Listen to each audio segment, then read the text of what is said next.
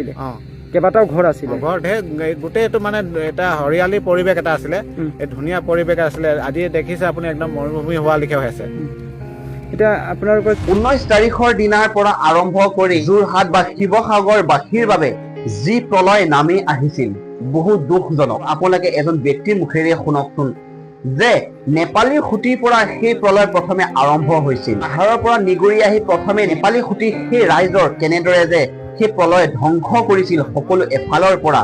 এজন ব্যক্তিয়ে সকলো কথা বৰ্ণনা কৰি গৈছে তো আহক আমি বেছি দেৰি নকৰি ভিডিঅ'টোলৈ আগবাঢ়ো যে প্ৰথমে নেপালী খুঁটিত যে সেই প্ৰলয়ে কেনেদৰে যে ৰাইজৰ ক্ষতি সাধন কৰিলে সকলো কথা এই ভিডিঅ'টোত তেখেতে বৰ্ণনা কৰিছে গতিকে আহক আমি বেছি দেৰি নকৰি ভিডিঅ'টোলৈ আগবাঢ়ো যে এই প্ৰলয়ৰ বিষয়ে নেপালী খুঁটিৰ এজন ব্যক্তিয়ে কেনেদৰে সকলো কথা বৰ্ণনা কৰি গৈছে ভিডিঅ'টোত শুনো মোৰ নাম ৰাজেন পানিকা মোৰ ঘৰ এই গাঁও বিব নেপালী বস্তি যিটো 19 তাৰিখে জলপ্ৰলয় হৈছিলে কেনেকৈ হৈছিলে কি অনুভৱ আছিলে এইদিনা এদিনাখন আমি যোনটো প্ৰলয় চালোঁ এইটো মানে আমাৰ পুৰণা 100 বছৰ আগৰ মানুহো মানে নাজানে কেতিয়াও এনেকুৱা হোৱা নাই বুলি ভাবিছিলে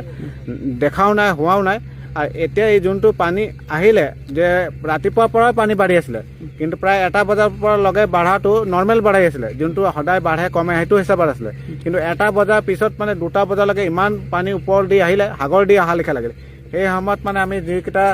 মানুহ ওচৰ মানুহখিনি আছিলে সেইকেইটিও মানে আমাৰ ঘৰ ওখ চাই পেলাই আমাৰ ঘৰৰ ভেটিত আহিলে তাৰপিছত যোনটো পানীৰ পিকআপ চালোঁ পিকআপৰ পানীৰ পিকআপ চাই পেলাই চবে ভয় খাইছে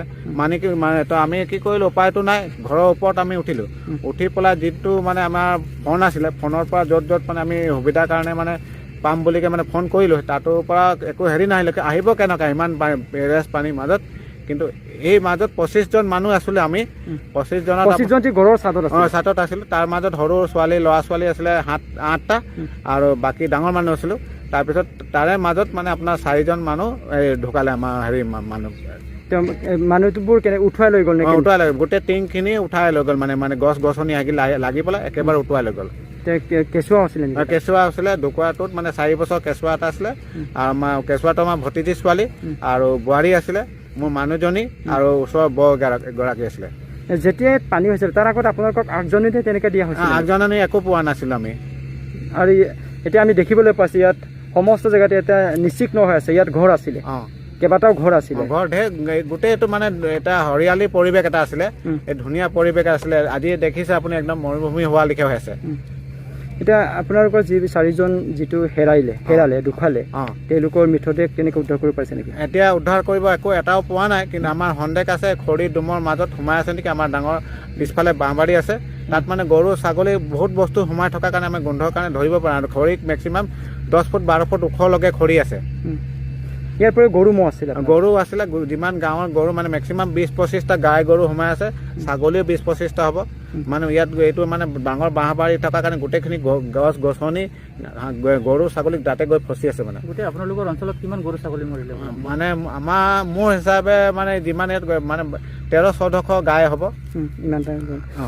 যেতিয়া আপোনালোকৰ পানী হৈছিলে বাকী